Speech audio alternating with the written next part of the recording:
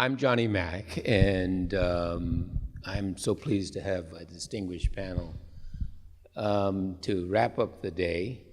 We're going to talk about a subject that I think might need some definition. One of the things I did once upon a time in my life is run an organization called the National Institute for Community Empowerment. This was in the 90s. And in the 90s, the term economic empowerment was a really big term. I don't know that it's used that much anymore today. And it'll be interesting to see how it's defined in this context. I like to think about empowerment more in terms of development. It seems that's what really, social change and really human development is all about. That the social edifice and structure that Martin King was talking about earlier today, and that his father challenged the nation to come to grips with, in large measure, Paul, is rooted in the idea of economic empowerment, again, depending upon how you define it. In fact, many people don't realize that King's work, Dr. King's work, had a very powerful economic empowerment element to it that no one ever talks about. If you're interested in it, by the way, there's a book called Revolution of Conscience by Greg Moses. And he does a nice job in chapter 5 of laying out what King's idea of economic empowerment is about. But each of our panelists are brilliant practitioners, I'll use that word, with experience in their own rights, in their own way. So I'm going to ask each of them, first of all, if you would, to introduce yourself and then just give a brief definition of your understanding of economic empowerment, particularly in the context of the subject of the conference itself, that is the greater good. Once you've done that, we'll go back around and each will have a presentation that talks about their respective fields of endeavor. And once we've done that, I think we'll have time and we'll throw it to the audience. Does that work for everyone? My name's Kim Schaefer. I often use my middle name as well, which is Leslie. And I've had quite a varied career, and I've written some remarks that explains how it ties together. But I'd say essentially, I've tried to focus on how finance can be used as a force for good. There are quite mixed results, as we know. I don't have a good definition of economic empowerment. And, I'm not even sure there is a good definition, so we'll go with the one you have. I would say full employment is a first step. Sure, great. I'm Ken Weil, and I'm a principal in a consulting firm called Social Impact Solutions. And I'm going to talk about economic empowerment, but not relative to individuals, but rather relative to organizations. Organizations who are trying to deliver services or programs and outcomes, and they haven't been empowered because the economic model they're using generally keeps them small and poor and not able to scale and reach their potential. Greg Esbed with the Coalition of Immokalee Workers. I would call economic empowerment the power to get others who have power over you and use that power to make you poor say yes when they want to say no. So. Laura Germino with the Coalition of Immokalee Workers, the anti-slavery program, part of our work. I think that we have when we show a video that has one of the women farm workers who participates in our Fair Food program speaking about what she sees how work has changed since she joined it. The economic empowerment right there is going to be how she talks about being actually comfortable in an agricultural labor job, which is an industry where I think throughout history, very few people have ever described it as a place where they're happy and safe at work, unless they're, yeoman farmers doing it on their own. And I think it actually could come right down to feeling almost like work is no longer a nightmare and a danger, but almost routine, believe it or not, could be economic empowerment as well, as you'll see. Back in the early 90s, we were doing outreach to a farm labor camp up in South Carolina, which is where you do labor rights outreach about, oh, you have a right to be, to get a minimum wage, or you have a right to safe housing, et cetera. Just what the laws gave you, the very minimal laws you got in the US at the time, what government had produced. And a group said, well, we had to leave the last labor camp we were at. We didn't get paid at the last place we were at. And we said, well, why didn't you get paid? Well, we had to leave. Well, why did you leave without getting your pay? Well, we had to leave in the middle of the night. Why did you leave in the middle of the night? Oh, the boss shot someone in the stomach several times who wanted to go work elsewhere. Well, that people did not start with, we were being held against our will in a modern-day slavery operation of 500 workers with armed guards, armed with pistols and rifles that prevented you from leaving. That's not how people started the story, and that is what ended up happening. It ended up being one of the very first modern-day slavery investigations and prosecutions, U.S. versus Flores, that led to a change in the new law forbidding, the updating of the laws forbidding peonage in the United States, because back then the only laws on the books were those passed just after Reconstruction. That's what the kind of landscape we were dealing with at the time, and the tools at the time were only the very minimal laws that were in the books. So we did actually, Laura directs our anti-slavery work, and we did, during the 90s and the early 2000s, we did 7, 8 prosecutions with federal prosecutors of slavery operations in Florida that put 15 different farm bosses behind bars for sentences up to 30 years and helped liberate 1,500 workers, which sounds great. That sounds like success, right?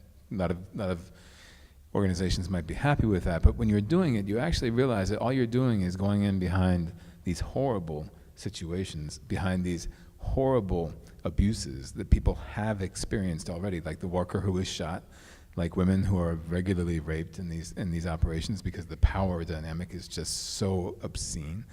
And then thousands of workers who work for free and never get to see what they actually work for.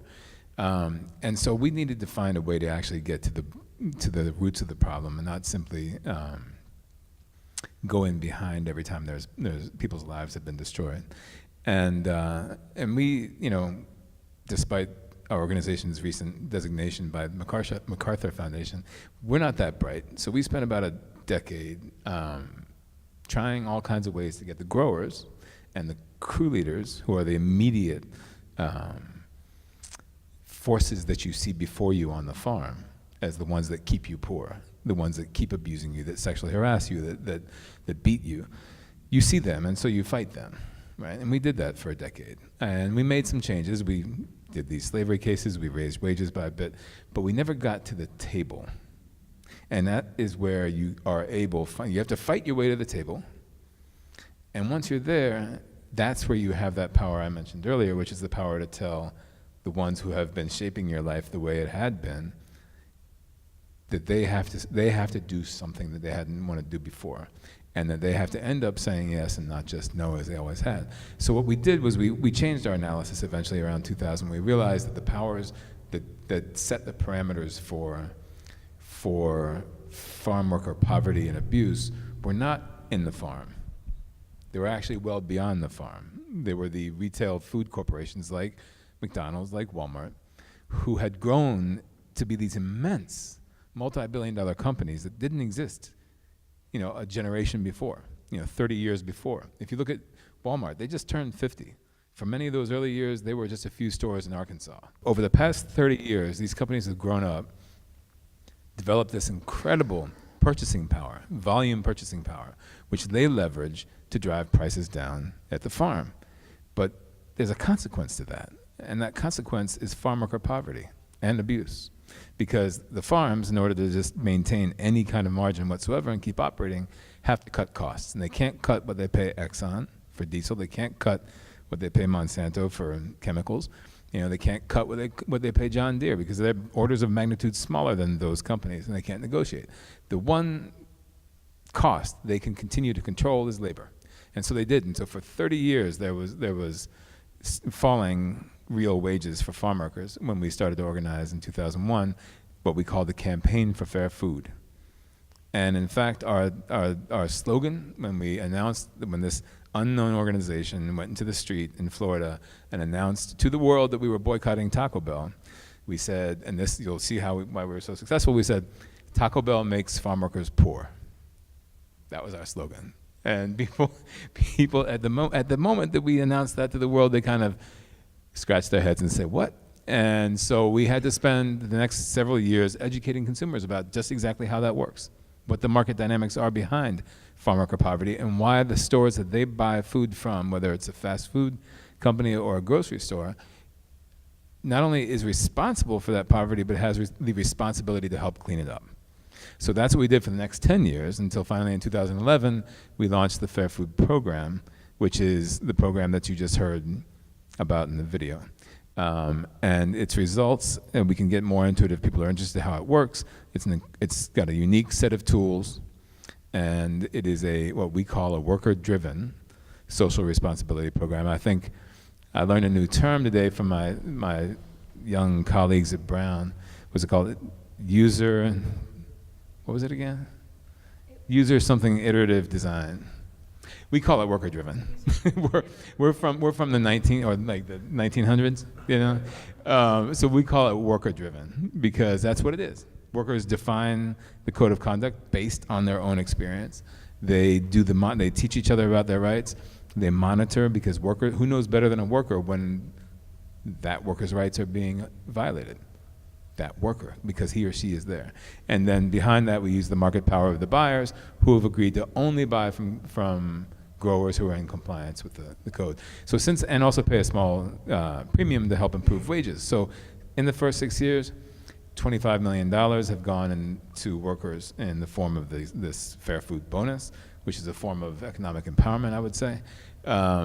And we have eliminated sexual harassment, sexual assault under the protections of the program, slavery under the program, and reduced things like wage theft to almost nothing.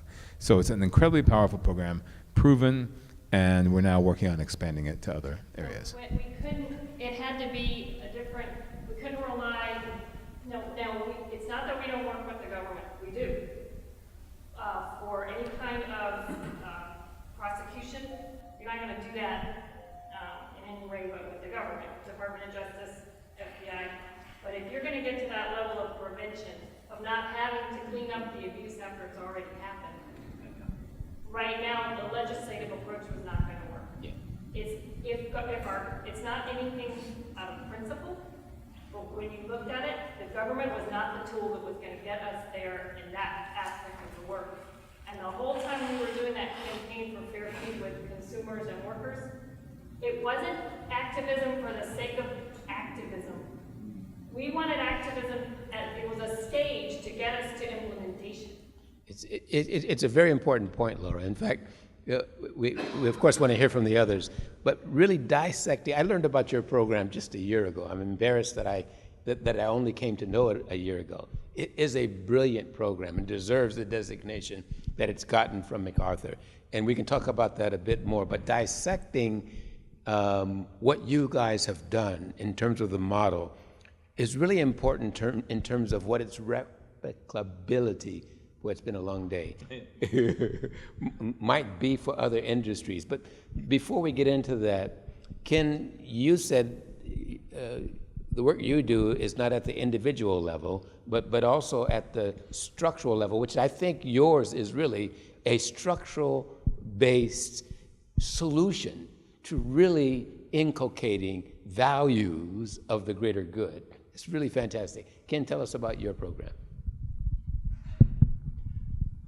So I'm motivated by an observation that you see really great social programs and you come back 10 years later and there's still a great little social program. That so much of the work that we do in the social sector never grows to its potential.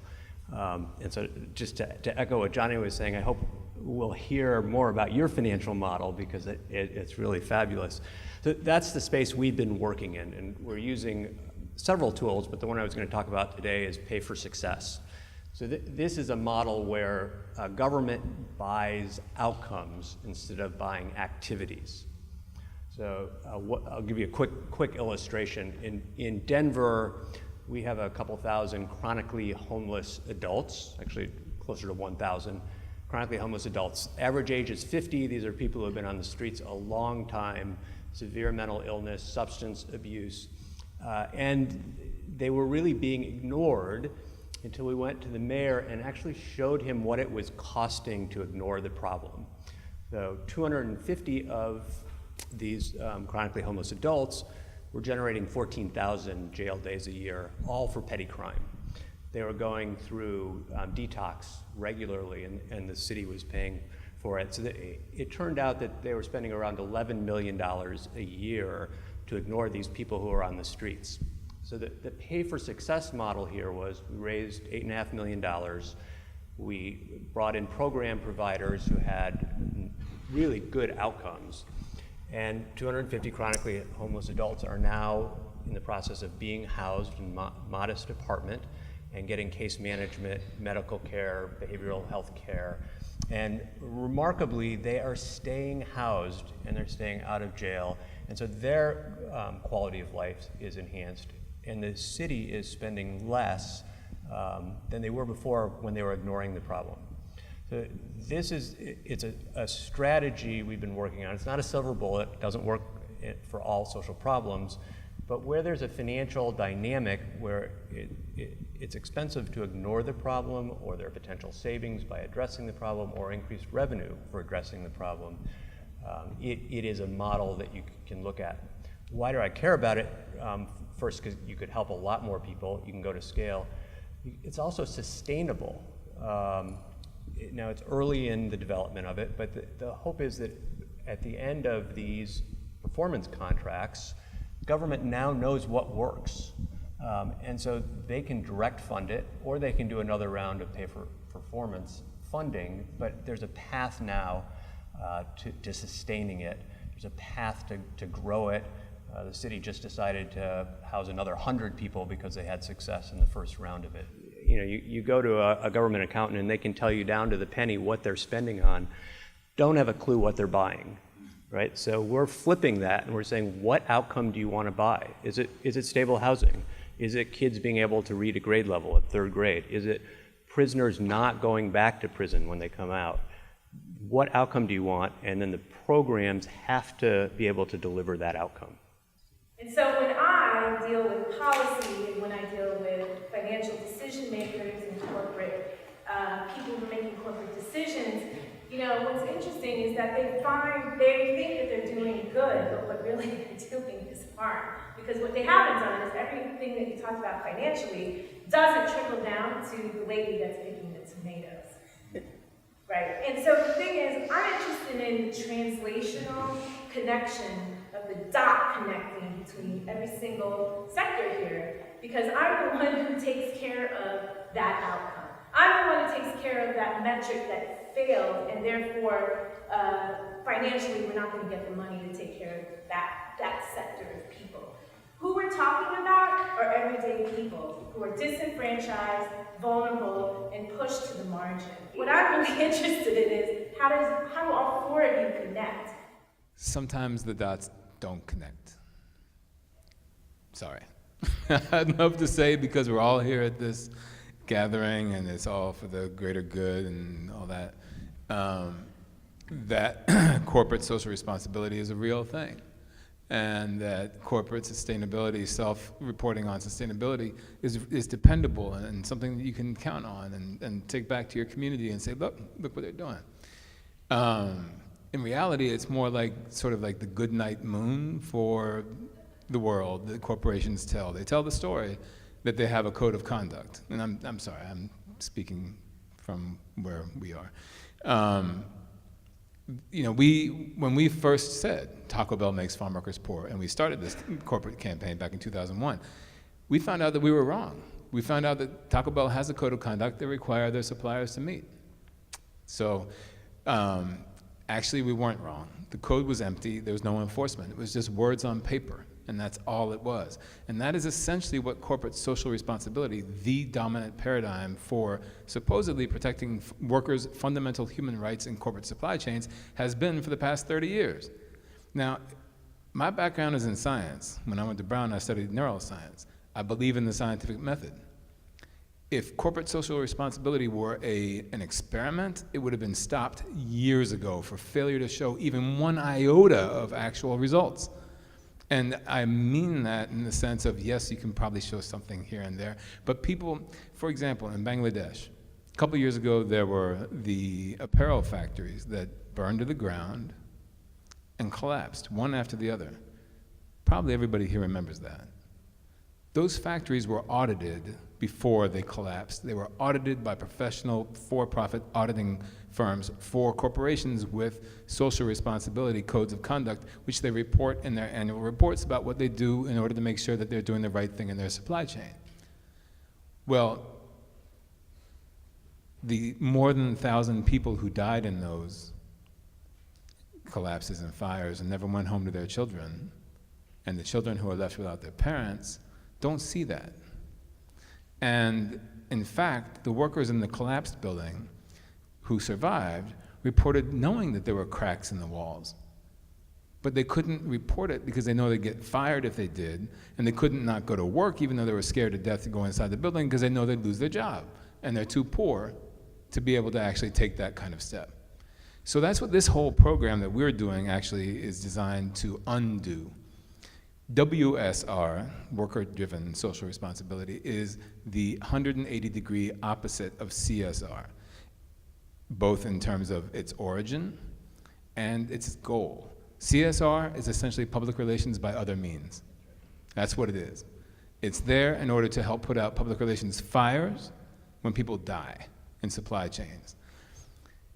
Worker-driven social responsibility is workers given the chance to design and monitor and enforce their own human rights. They're the only ones with the abiding and real interest in making sure those rights are protected. And so its results are also 180 degrees different from CSR. They are actually, in the past 6 years, in the laboratory, proven, as opposed to anything that CSR has ever done. So our whole battle, I'll just wrap this up.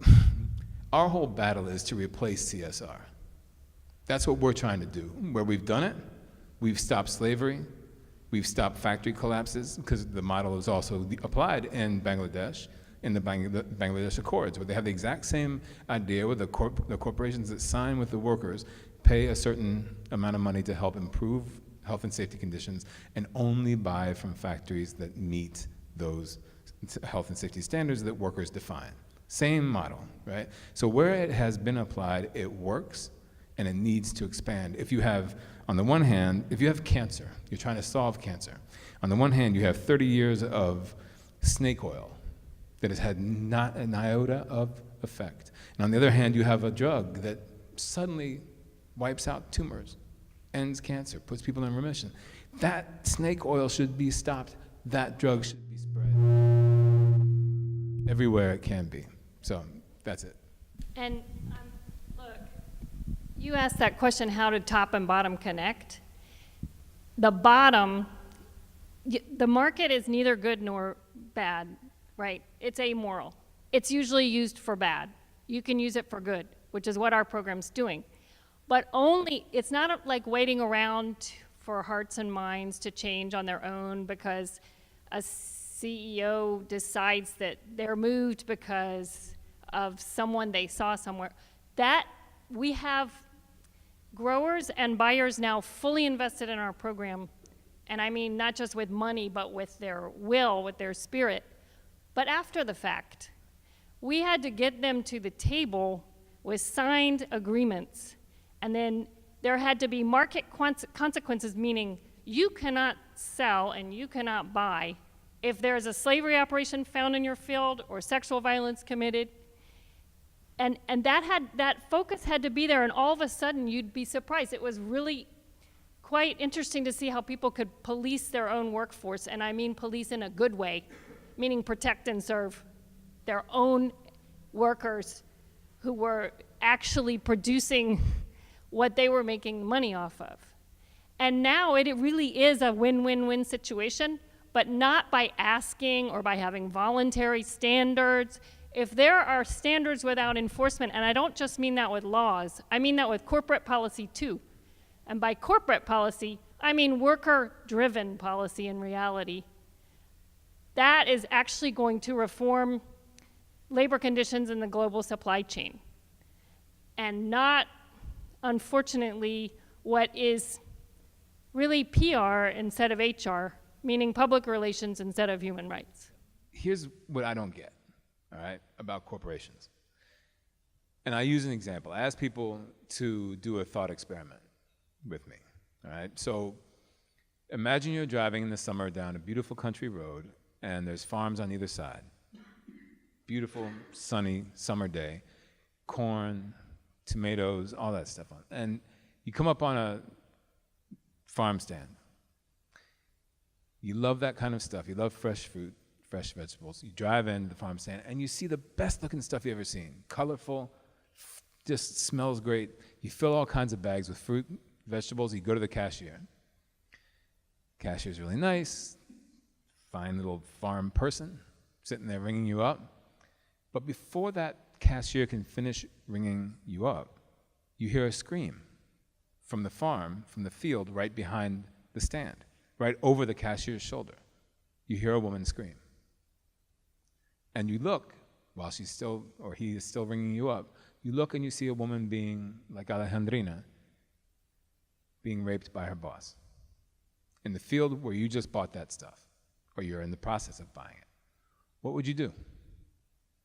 Who here would go ahead, raise your hand, who here would go ahead and finish the purchase? Nobody, right? Because you're all human beings, and human beings care about other human beings. You can't watch somebody being raped and say, yes, I want that food. And yet, when you put human beings together in the form of a corporation, their collective tolerance for that kind of abuse, knowing that it happens in their supply chain, shoots through the roof. And I hate to sound so harsh, but it's just true. It's the reality that we deal with. And so we have a company called Wendy's, which some of you all might have heard of. 14 companies have signed our program. Our program is recognized by the White House. We've received presidential medal by the United Nations as the best social responsibility program in the country today, and it's a model for the world. Wendy's, when its suppliers in Florida joined our program, told its suppliers, we're leaving, they're longtime suppliers, we're leaving you because you joined the program, we're shifting our purchases to Mexico, where they know, and anybody knows, rule of law doesn't exist, violence against women is epidemic, and impunity is a word that has become the word of the country, meaning that anybody who does anything against somebody else, kills somebody else, rapes somebody else, doesn't pay the consequences. So they decided to take their purchases from the place where women and other workers are most protected and shift them to the place where they're least protected. What kind of decision is that? Who would go to that store precisely because who would go to that farm stand precisely because they know that's where people get raped in the field? The example is to help people look over the shoulder of the cashier. That's what we do every day. And so the market is a hierarchical mechanism. It is power exerted downward. That's why you can demand that's why when you buy a box of cereal that's this big, you pay less than when you buy a box of cereal that's this big. Except we're talking about corporations that buy hundreds of millions of pounds of produce and therefore demand a lower price. And they also tell the growers what to plant, and what color they want and all those sorts of things. But the market doesn't stop at the retail level. The market is actually all of us. We're actually at the top of the market. We're actually the most powerful apex predator in the market. The problem is we don't act in concert. We're not organized in the same way. Precisely, as corporate money is. And so what we can do, and what we have done, is organize so that we can demand to the corporations that they do this, so that the corporations then demand to their suppliers that they do it, and life changes for workers at the bottom. At this point, a Wendy's not signing on, it's almost like you can't even say why aren't you signing on? Because you have Walmart, Whole Foods, Trader Joe's, McDonald's, Burger King. At some point, these corporations are not doing something that is driving them to ruination, right? The amount they're having to pay is de minimis, because what they're actually realizing is that it's actually not just a matter of shaming. It's that their brand is now being viewed as, one journalist put it, the agricultural industry, the tomato industry went from one of the most regressive in the US to one of the very most progressive. Well, to have that be the product you're selling in a supermarket or that you're putting in your food is viewed favorably by consumers. And so actually the issue of the economics of it is the amount that is paid to laborers, to pickers, is so small that it actually isn't anything even felt by these transnational global corporations. So well, it's a penny per pound. There's 32 pounds in a bucket of tomatoes. It comes out to, I don't know, maybe a 1/16 of a cent on a taco or something. It's not even calculable. I just want to add to this, not here to defend corporate social responsibility, but I do think increasingly, and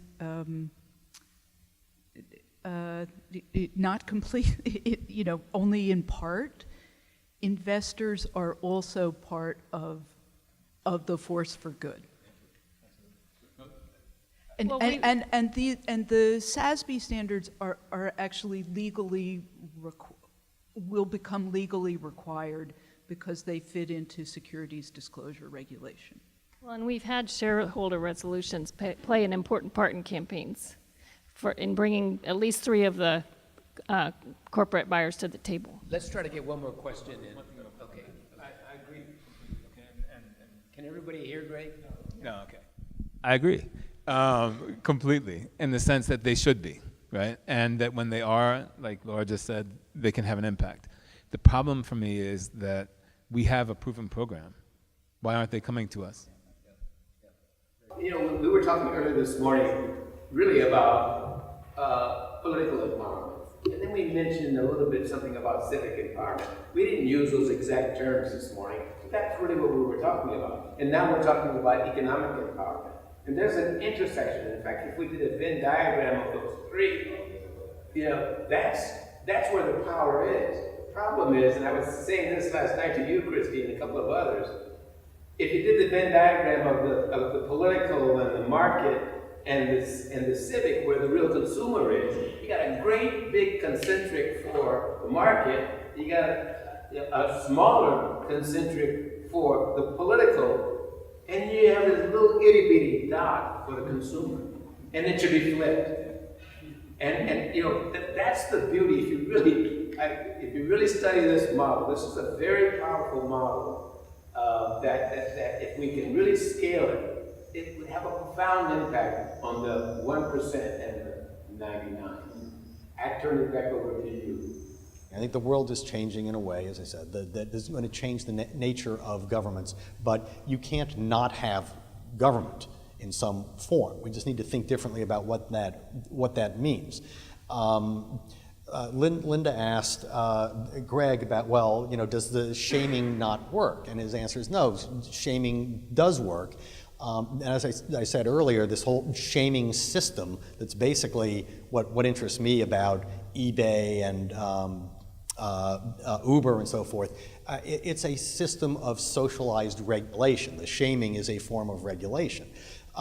Does it work? Yeah, it works as far as it goes, but you can't have regulation without a couple of other elements. You have to have enforcement in order for any regulatory system to amount to a hill of beans. You have to be regulating and enforcing based on a code, so you have to have legislation. And ultimately, the enforcement requires a judicial system that's judging whether you're in violation of this code or not. So you need legislation, regulation, enforcement, and a judicial system. What has always interested me about Greg and Laura's model, I mean, there's lots of fascinating things about it, and they deserve all the accolades that they've gotten. My particular interest in it has been that they've essentially created a privatized legal system and a privatized statutory system. And all of us actually live in at least one system like that. If you have a credit card, you're subjected to a private legal system that the credit card companies impose on you. They opt you out of the court system. They have their own system for resolving disputes, and they win. Congratulations. What they've succeeded in doing is creating the same system that the credit card companies and the financial industry have imposed on all of us on behalf of the most disenfranchised, economically oppressed people on this continent, and gotten some of the largest corporations in the world to subject themselves to that the way that the financial industry imposes it on us. So, we're not talking about a world that doesn't have some form of government. But this whole system of theirs, it has a regulatory network, a regulatory mechanism. It has a statutory mechanism. It's created farm worker protection statutes better than what they have in California, which is the only statute in the country that protects farm workers. I mean, you may not know this, but National Labor Relations Act does not apply to farm work. They actually created a statute. They've created a legal system. They've created a regulatory system. They've created a judicial system and an enforcement system. All of this outside of the government, and it works and it's enforced. And that's because we're not going to live in a world without government at all, as long as, as Thomas Jefferson once said, that we wouldn't need government if men were angels, but we're not, and that's why we need government, and we have it. It's not necessarily the nation state, which is what has been government for most of the world for the last century or two. But there were things before that, there will be things after that. I think we're at an inflection point in history where we're looking at something where we're not abandoning government, but we're looking at new ways to govern our society. What our chore is, it's like any other technology. And as Laura said, the market isn't inherently good or bad. It's a matter of how you use it. It's like any other technology. Nuclear technology isn't inherently good or bad. It's how we use it. We're here today because we're concerned about the fact that the technologies by which human societies are constructed and coordinated are changing radically over the course of the remainder of our lifetimes. That can be used for good, it can be used for ill. We're here because we want to make sure that's used for good. That's going to require a lot of thought and a lot of creativity because the world's going to change dramatically. That's what the greater good's about.